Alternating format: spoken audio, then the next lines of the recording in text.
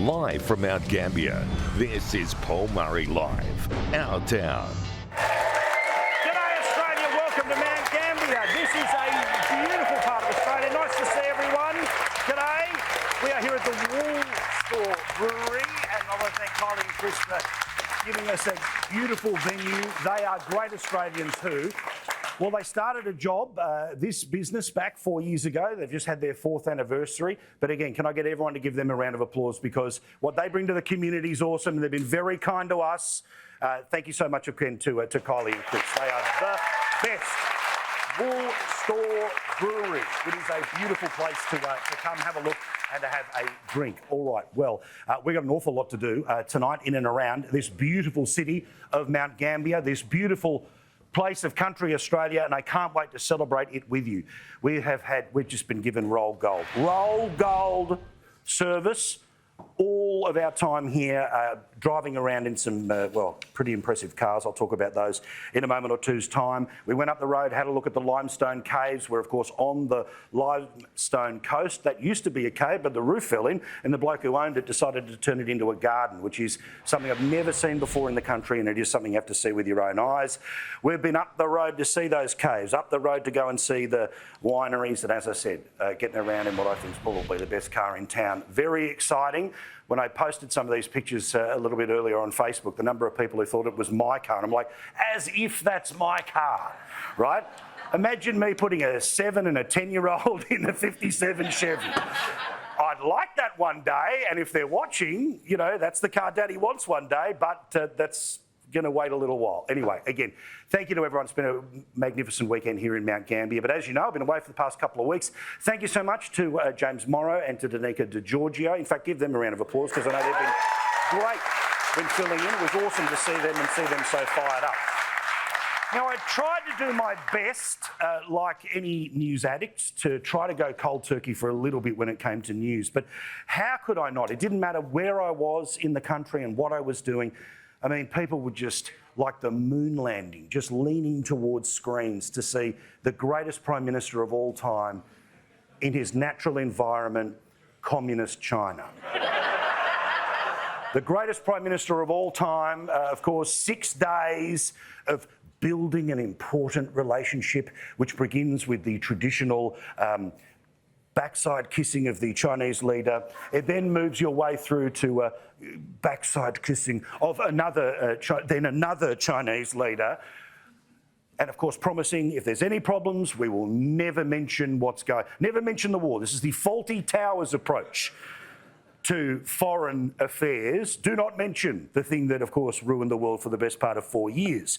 But of course, as he was going around, you couldn't help but notice, geez, he was loving being able to walk in the steps of Gough Whitlam, right?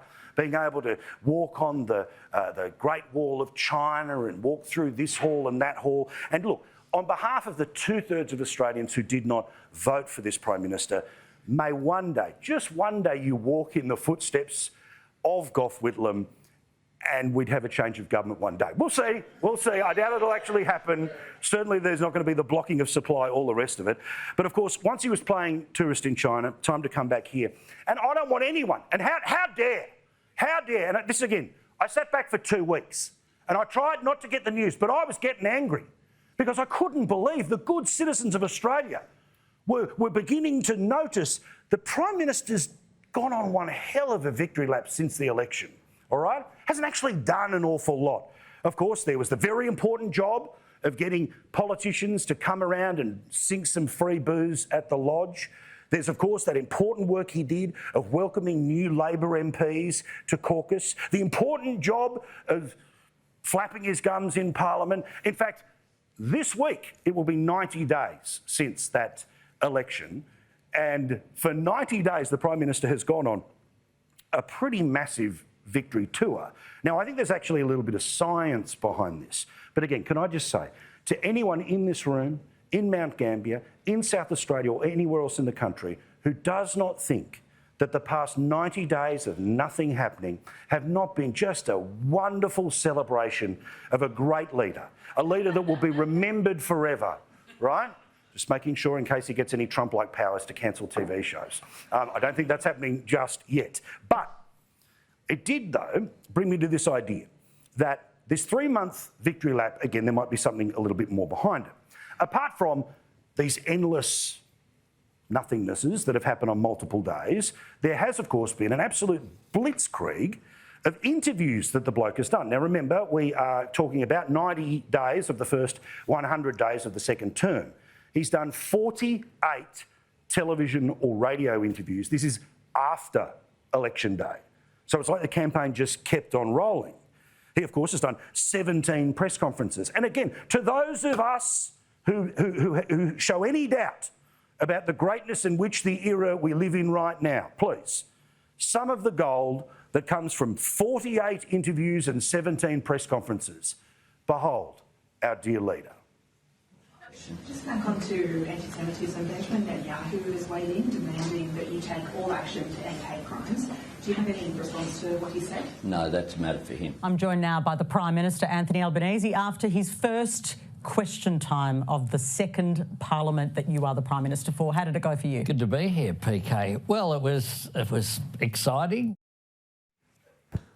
An orator like Obama would love to be as able as to be as articulate and topic swapping as this Prime Minister happens to be. 48 different interviews. Seriously, thankfully it was my team that went back and had a look at some of this garbage that's happening.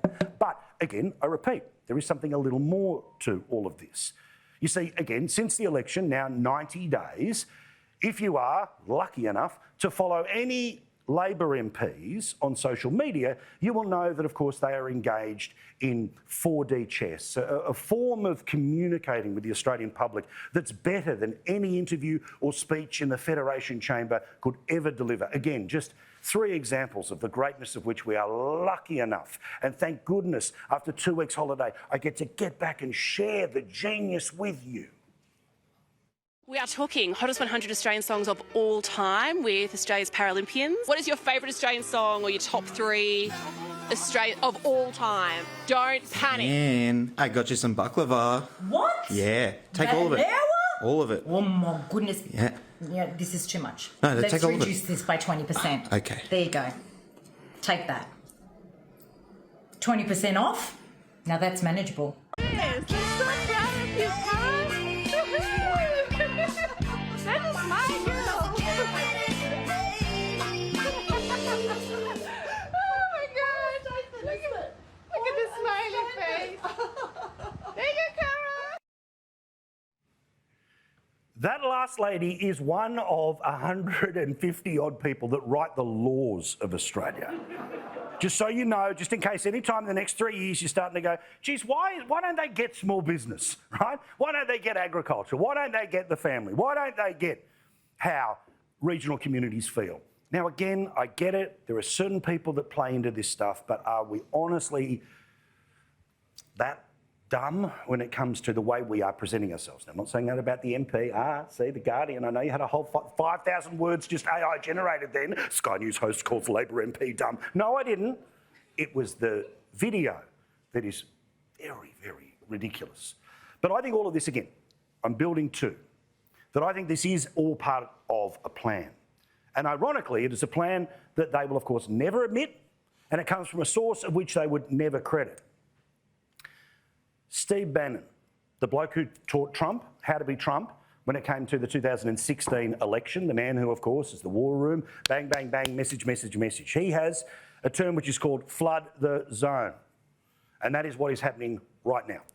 What is happening right now is that even though the Prime Minister, who has just been through a federal election campaign, that he won by the margin that he did, that he now has more seats in the Parliament than John Howard did, or just around the same, as the revolution in 1996. More seats than Tony Abbott in 2013, right? More seats than Kevin Rudd. None of that is fun for me to say, but of course that is the reality. The reality of the preference system is that while 2/3 didn't vote one for him, the system results in the one where he is the leader. But what he has done is that by doing an interview a day, a press conference a day, a speech a day, a ceremony a day, or having MPs thumping away on social media, it means no oxygen to any opposition. No oxygen to any critics of what the government's decisions are. No conversation outside of the conversation that they want you to be distracted by. Which is why, be you in Mount Gambier, be you anywhere in South Australia or the rest of the country, thank goodness you are here and watching us right now. Because are you going to fall for this? Are you going to be distracted by this? No way. Thank you for being here, thank you for watching, and thank you for being as loyal to you have been about Paul Murray Live, because for 15 years, we won't put up with that BS, right?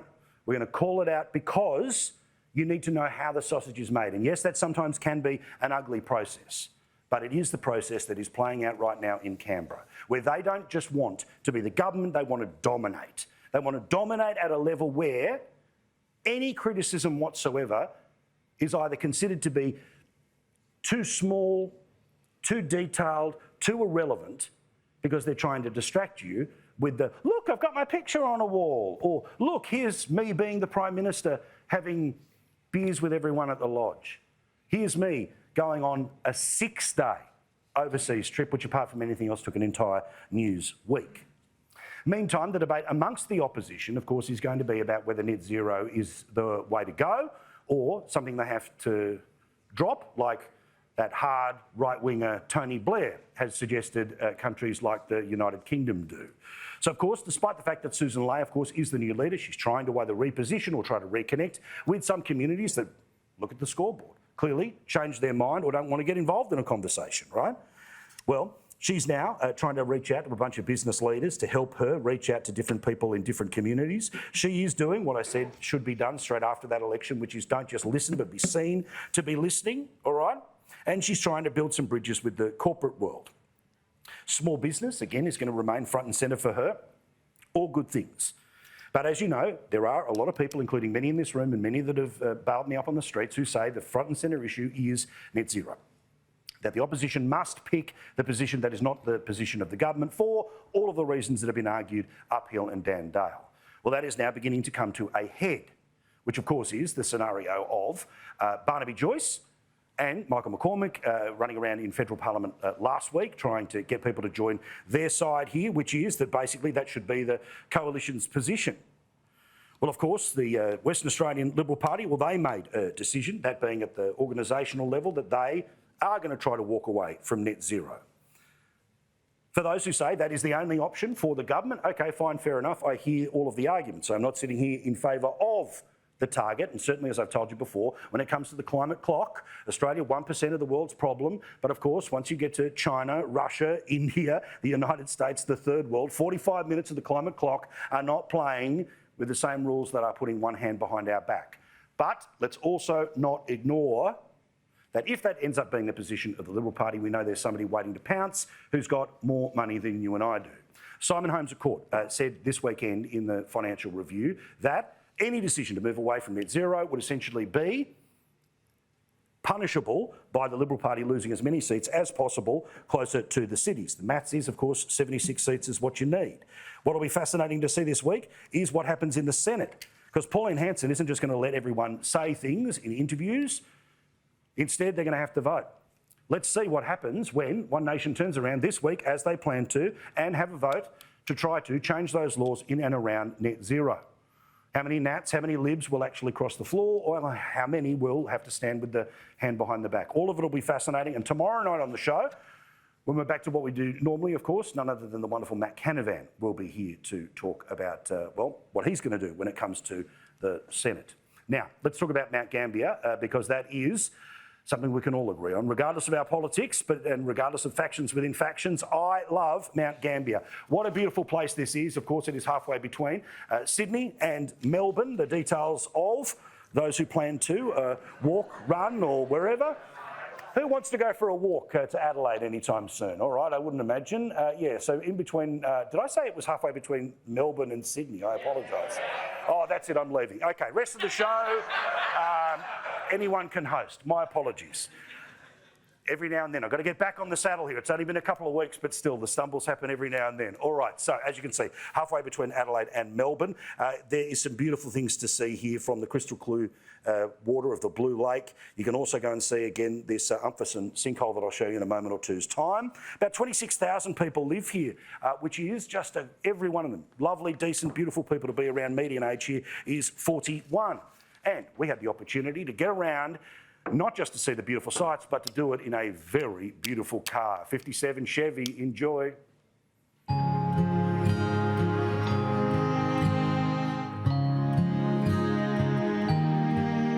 Mount Gambier might be South Australia's second biggest city, but I can tell you it is overflowing with things to do, people who are going all in on businesses that have been here for generations. It's both an old school town and a new school town. It's got everything from agriculture to geology. There's some beautiful buildings. So this is a classic town, and there's only one way to get around a classic town, and that is in a classic car. To Peter and Michael Gazzard, thank you. Have a look at this. This beautiful Chevy is as perfect as this city. Let me show you around and enjoy it while I'm doing it.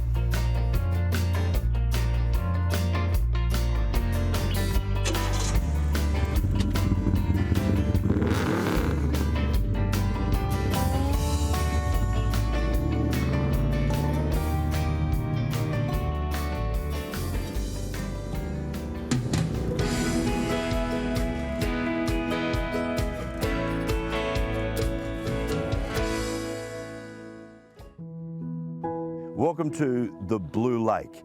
It's gorgeous to look at, but it's got some stories to tell. This actually used to be a volcano, and the water, as gorgeous and blue as it is today, once you actually throw a lot of sunlight at it, it's even more perfect. And even though it's the middle of winter, I'd love to go for a swim. It looks beautiful, but you can't. Why? Because it's the town's water supply.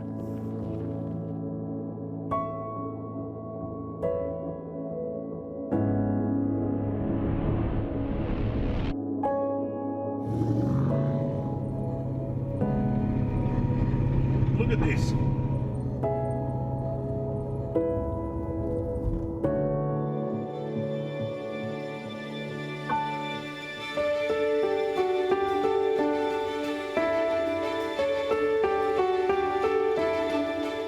Mount Gambier is on the Limestone coast, which means there's lots of beautiful caves all around here.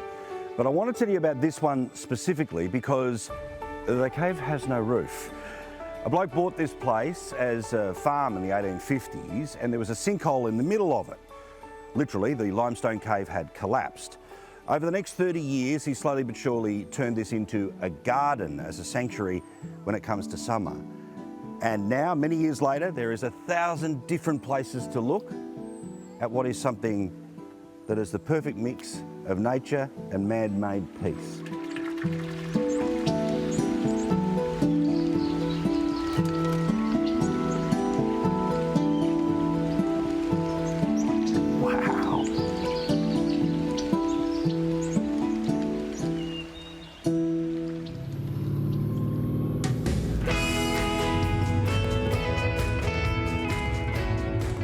The natural wonders are pretty spectacular, but if you've been lent the best car in town, what do you reckon you'd do? That's right, just go for a cruise.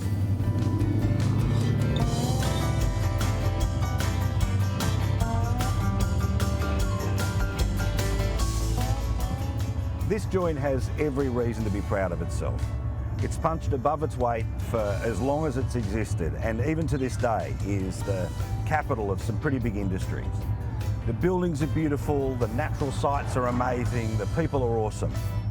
So they have every right to be proud. This is a great place.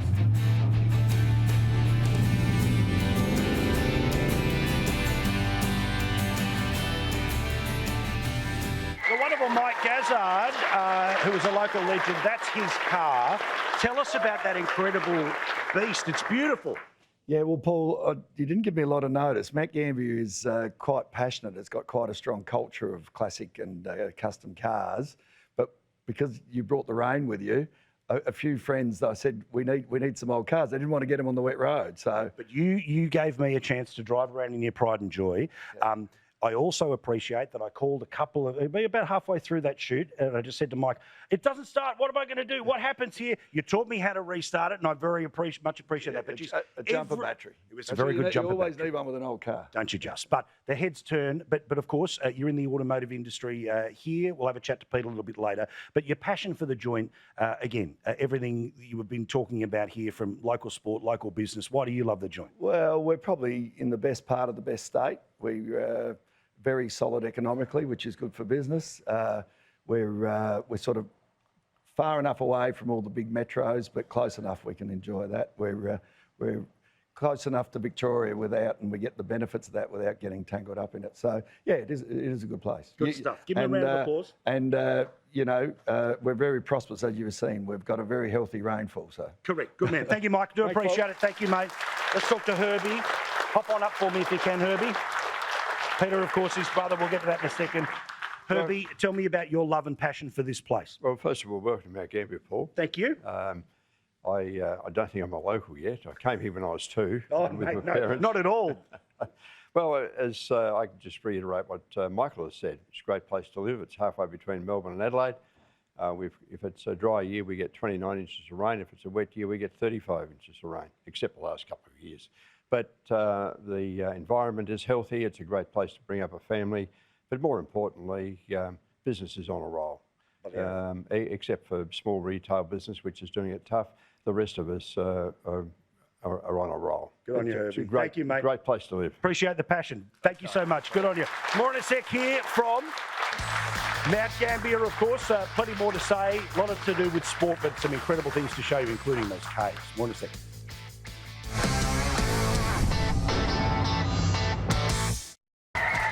10 out of 10, 10 out of 10. Harvey Norman, of course, the only reason that we are able to go around the country, and with their enthusiasm we do so. We're in Mount Gambier in South Australia tonight. We also know they have an endless passion, no matter what country town you're from, what big city you might live near or in.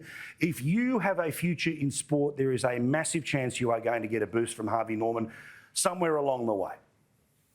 Harvey Norman's legacy of supporting Australian athletes is unparalleled, and they've gone and done it again. They're now the new gold sponsor of the Sport Australia Hall of Fame, an incredible organisation which recognises and honours some of our nation's greatest athletes. Sitting at the heart of this new partnership is the prestigious Scholar and Mentoring Program, an incredible initiative which has now been running for more than 18 years. It's an ongoing program over a 12-month period, but interesting enough, of course, these relationships continue well beyond. Our vision was to inspire the next generation of young Australians to achieve their potential, both in sport and in life. And that's really where the scholarship program came from. Each year, the mentoring program awards $150,000 in funding to 32 emerging athletes through a 3-tiered scholarship program, all benefiting from 12 to 14 months of support, including access to legendary Aussie athletes like Dawn Fraser and Susie O'Neill for guidance and mentorship. How do we select these young people from all around the country? You know, it's attitude and it's passion. A third of the scholarship holders have mentors assigned to them, and the other sections they don't have mentors because it's difficult to coordinate everything. But we have terrific programs during the year, which is online in particular, because these young people are in a lot of cases competing all around the world. And it's a question and answer opportunity with some of our various mentors that we have.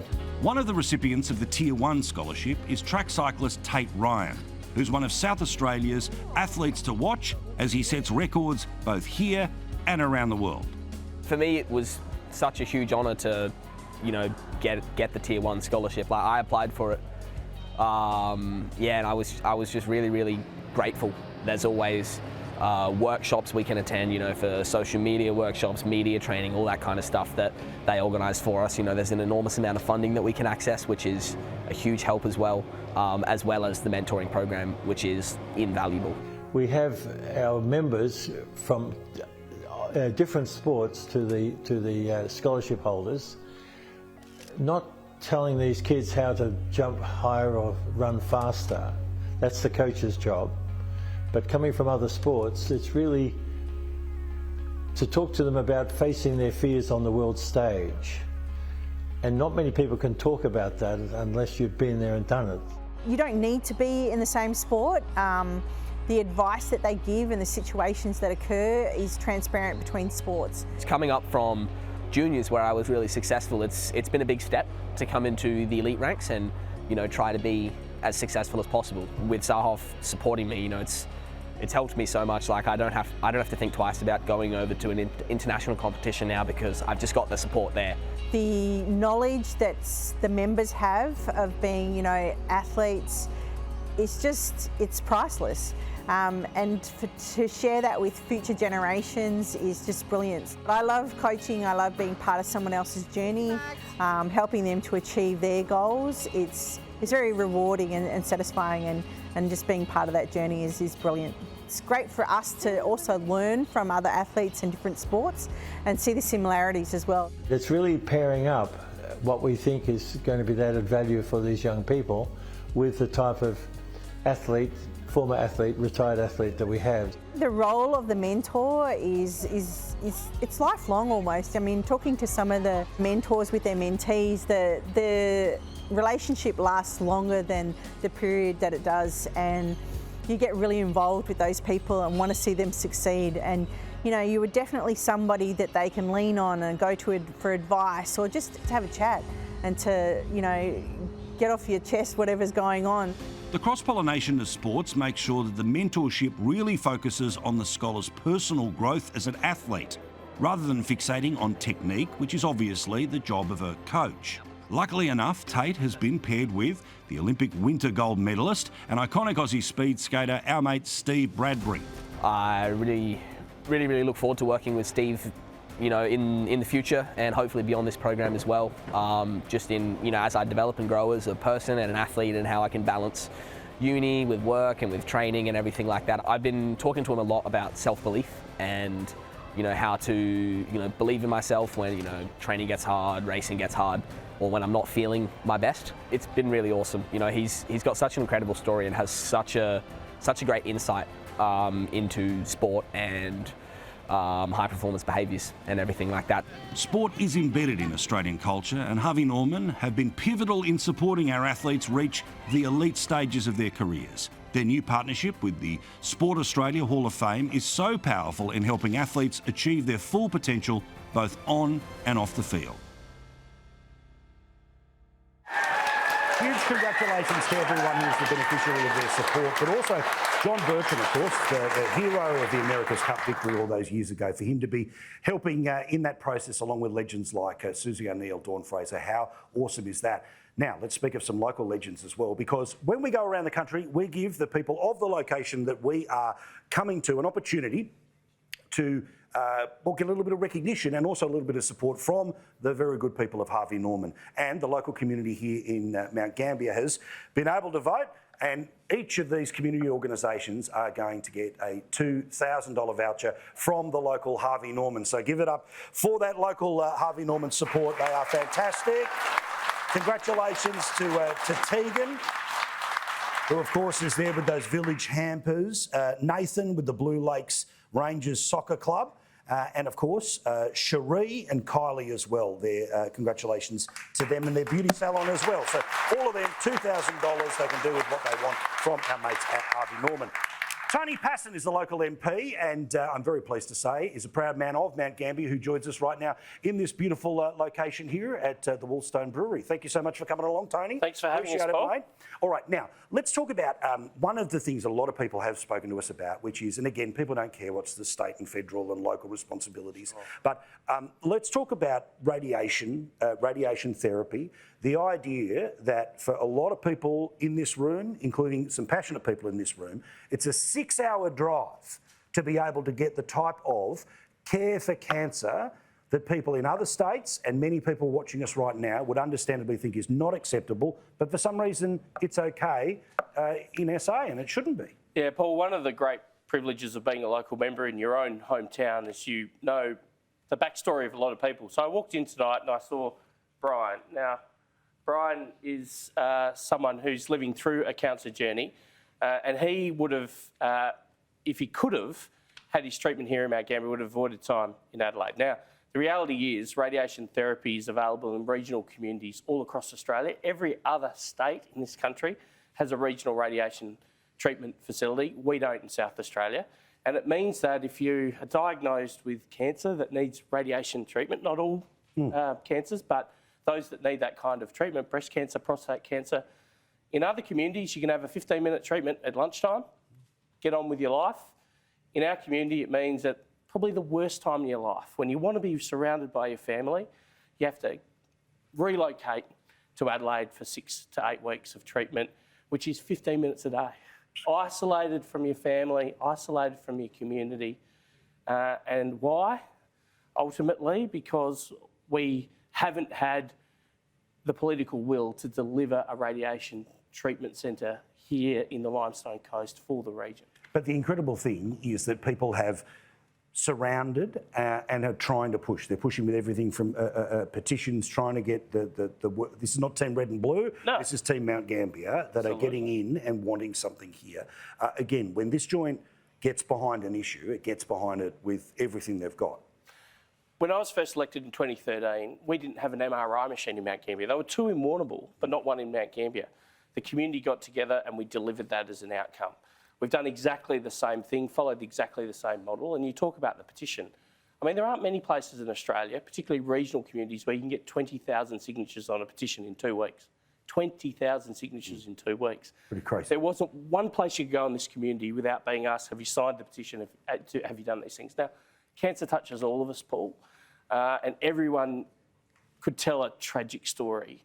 But this is a microcosm of what we have to deal with in rural, regional, remote Australia. Members of Parliament like me, community members otherwise, have to fight. We shouldn't have to, but we do. We have to fight to deliver the basic services that people in metropolitan centres take for granted. Now, let's talk about, and again, part of the fight, but let's also talk about some of the positives here too, about this community. Again, it didn't matter who we were talking to. If they were trying to tell us the story of the area, they would, literally tell us about everything from the impressive size of buildings, which are some factories, all the way through to some incredible things that have been here for a very, very long time. I love the passion that the community has to tell its story. That if they've got a visitor coming from somewhere else, they want to tell them the story of this joint. I think part of that, Paul, is that we're 4.5 hours from Adelaide. We're South Australia's second largest city. We're sometimes forgotten about. We shouldn't be, of course. And there's a real sense of pride in coming from Mount Gambier. There's a real sense of community.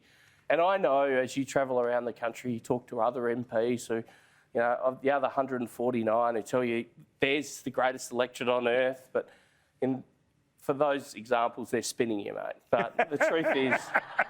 Does Mount Gambier think it's the best place in Australia? Well... Then it's official. Well... Barker is, but of course, as Mount Gambier born and bred as I am, of course, Mount Gambier will be. Hopefully you're not broadcasting other parts of Barker right now. No, it's specific. It's geo-blocked. The only thing, Paul, that would make it better, and I bet you I'll get another cheer on this one, or you will, all right, is if we could return Sky free to air in this community. Fair call.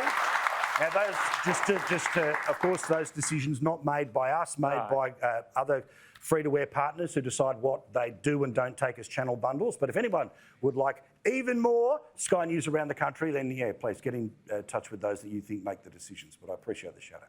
I can assure you I've been in touch with them and I've told them that I want to see it returned. We've had a similar fight. Another channel was off air for a period in this community and we rose up. And I just think it would be so great to have you free-to-air across the southeast of South Australia. The sunny southeast of South Australia. Correct. You've heard it tonight. Volcanic soils, reliable rainfall. We have good years and better ones. We don't like to boast, but we do. All right. Thank you so much, Tony. Thank you for thank you for backing us. We back you guys as well. Thank you. Of course, you can remember skynews.com.au. Way to make a membership wherever you are around the country. You'll get those 5 channels for $5. All right, a quick break. Back with more here on Paul Murray Live from Mount Gambier. They know how to clap. They know how to clap. Thanks, Tony. Good on you, mate.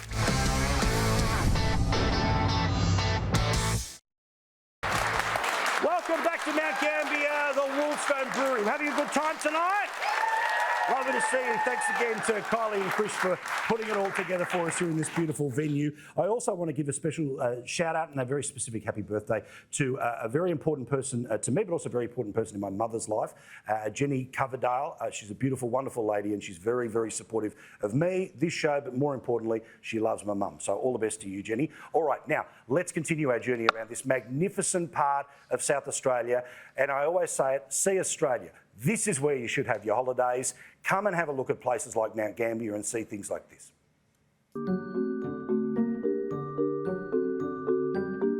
Just up the road from Mount Gambier is a sight to behold. In fact, it is so significant, it is the only thing in South Australia on the World Heritage List. We're here at the Naracoorte Caves. They are 500,000 years old. They have the secrets of the state and the details of a kangaroo way bigger than me.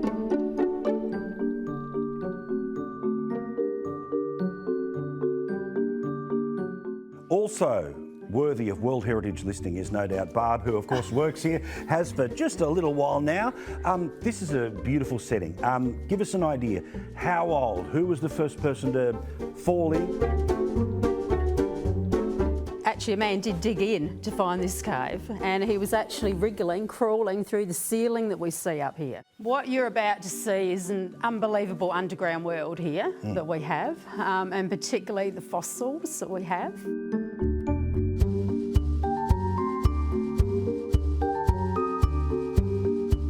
So those beautiful openings that developed thousands of years ago, unfortunately, a lot of animals, like the big giant short-faced leaf-eating kangaroos, didn't watch where they were hopping.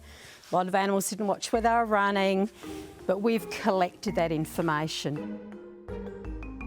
Have you ever worked out how many people have said wow over the 20 years that you've been in and around this place? No, I haven't. Do you wish you were paid $1 for every time someone said wow? That'd be all right. Well, I tell you what, it is a beautiful place that is just full of wow. And I mean, wow. It's like, that's two, more later.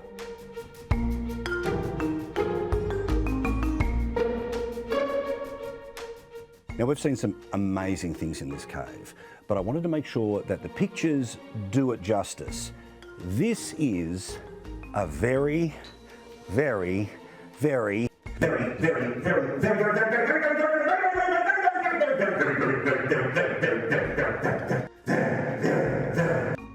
big cave! Now, this looks like something very special, Barb. Now, a lot of these little ones here, they're actually what we call straws. Yep. So they're stalactites, but they're hollow, just like a drinking straw. But you can see the stalactites and the stalagmites, and they've joined up. Is it just me, or they look a little bit like caramel ice cream? Well, they do look a little bit like caramel ice cream. There's no doubt that when you are in these caves, you are in the middle of not just an awful lot of history, but a living thing as well. Every drop is adding to what the stalactites and mites of the future will look like.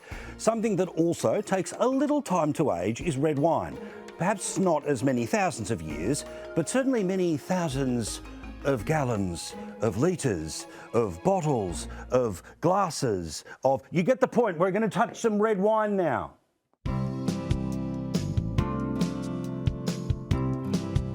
Just up the road is Wynns. This is a legendary winery, and a man who is a winemaker here is Chris.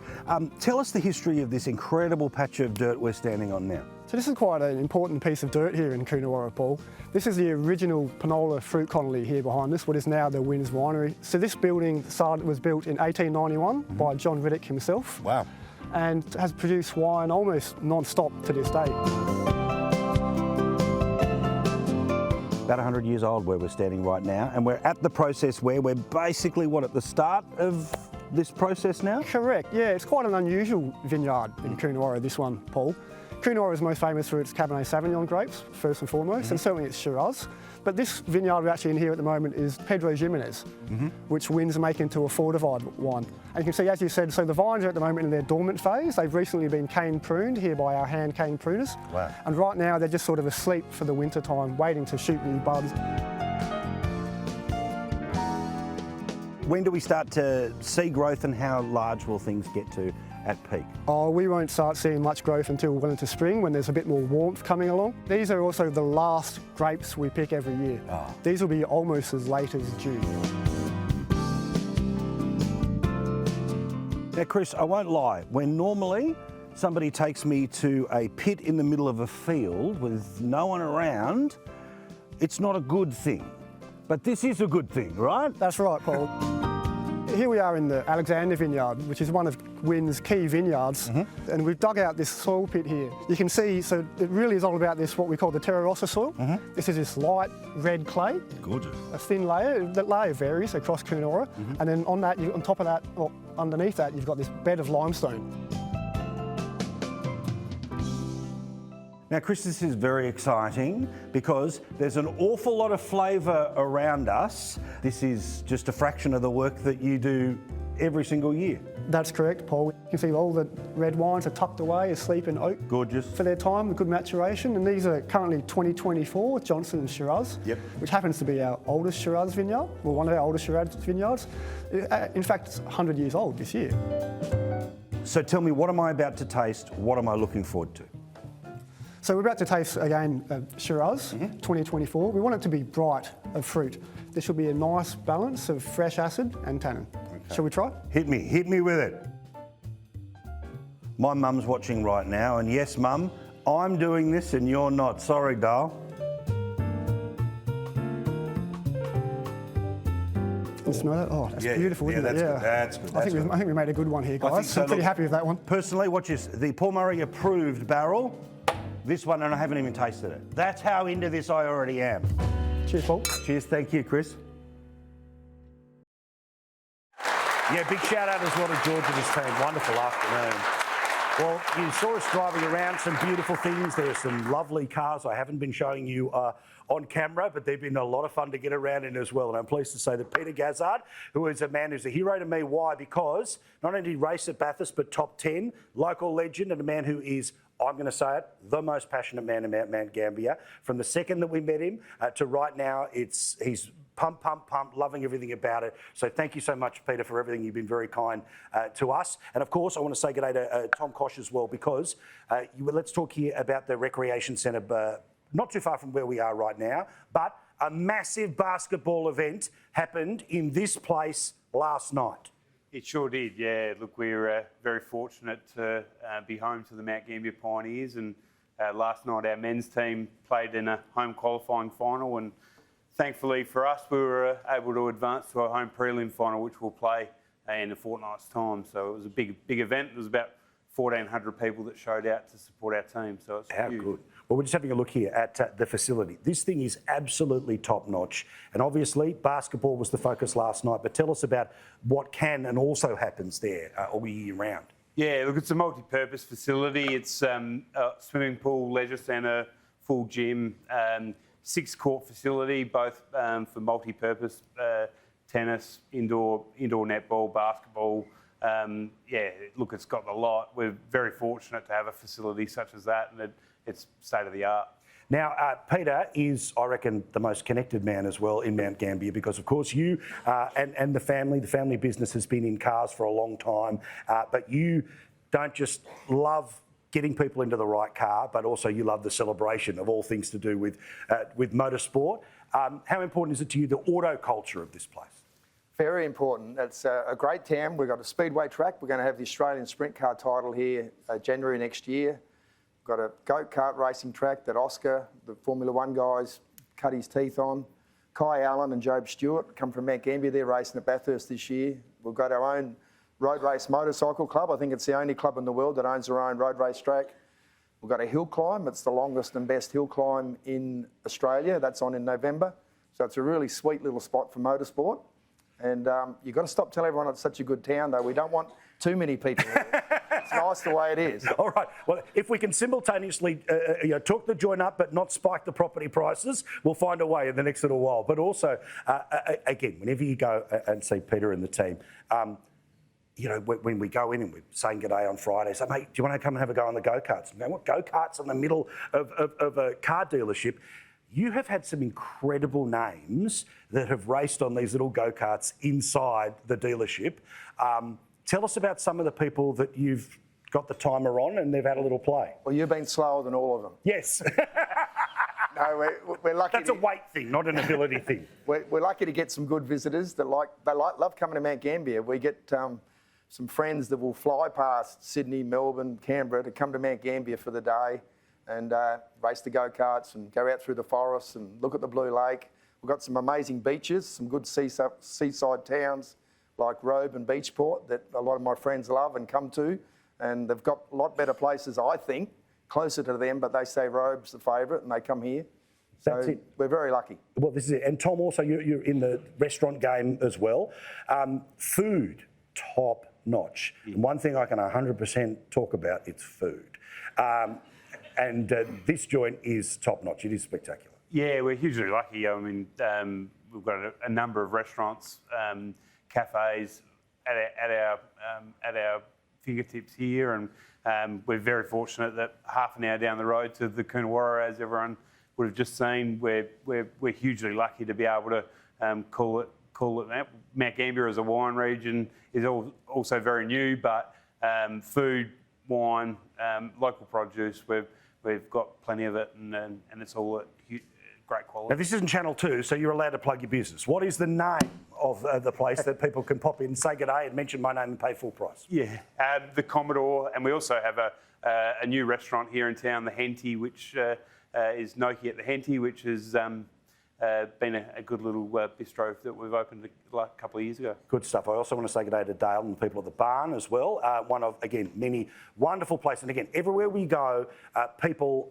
they pull you aside. They want to tell you the best of the thing. This is a great place that, again, has got an enthusiasm about wanting to share its story. Not too much, of course, but doing its best here. Lads, I really appreciate it. Give them a round of applause. Great ambassadors for your local area. Thank you. You've been a king to us all weekend. Thank you. Quick break, back with more from Mount Gambier, including a very, very, very, very, very special person to the Sky News family.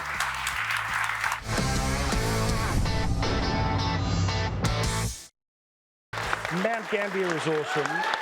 The Wool Store Brewery is awesome. But can I introduce you to Chris Kenny's mum, everyone? Pauline, how are you, darling? I'm good, Paul. Oh, lovely to see you. Now, before we get to the embarrassing Chris Kenny photos, and we do, a couple of him in the bath as a young 28-year-old, but tell me, what was he like as a young bloke? Very inquisitive. Yes. Loved his sport. Got up to a bit of mischief. I hope so. Now, who did he learn the arguing from? Who did he learn the art of debate? Well, we don't really know, but he was the first one of our children, he was number 3, who at the age of 2 questioned us. And he's never stopped. Now, let's talk about your life, though, and why you love this part of South Australia. What is it about Mount Gambier that you've given so much to and you've done some beautiful things over the years for? Well, I was born here, and but when I was 5.5, I went up to Adelaide to live with a great aunt and uncle because my mother had died when I was 3.5, and I had a nana down here, had 3 of us. So I went up there and it was going to be short term, but shortly after that my dad was killed in a road accident here. But it's always been home to me because they always brought me down here once or twice a year. And on the train, as soon as I'd see the monument, the tower, or bus, I loved it. And I had the chance to come back down here to head up a school, put in for it, and got it. And I came for 4 or 5 years. This is my 29th year. Yeah, exactly, I know. And so many of my relatives are here, and I've met so many wonderful people, done lots of good things with people, with good people. Well, Pauline, if I may, can I give you a cuddle? Yes. We give mums hugs on this show. We love you, darling. Thank you. Thank you for everything you've done for Mount Gambier. We appreciate it. Thank you. All right, come with me. Thank you very much, Mount Gambier, for having us here for the past few days. Again, we have been very lucky enough to be here to the Wool Store. I apologise, I think I mispronounced before, but the Wool Store Brewery is where we have been tonight. Make sure you come and support them again. Congratulations on their 4th anniversary. We are back into the Man Cave tomorrow and right back into it. But again, from all of us in the Sky News family to those who watch, support and love us, we love you all the way back. Thank you, Mount Gambier. We'll see you again soon. See Australia. The World Report is next on Sky News. I'm Paul Murray. Ta-ra.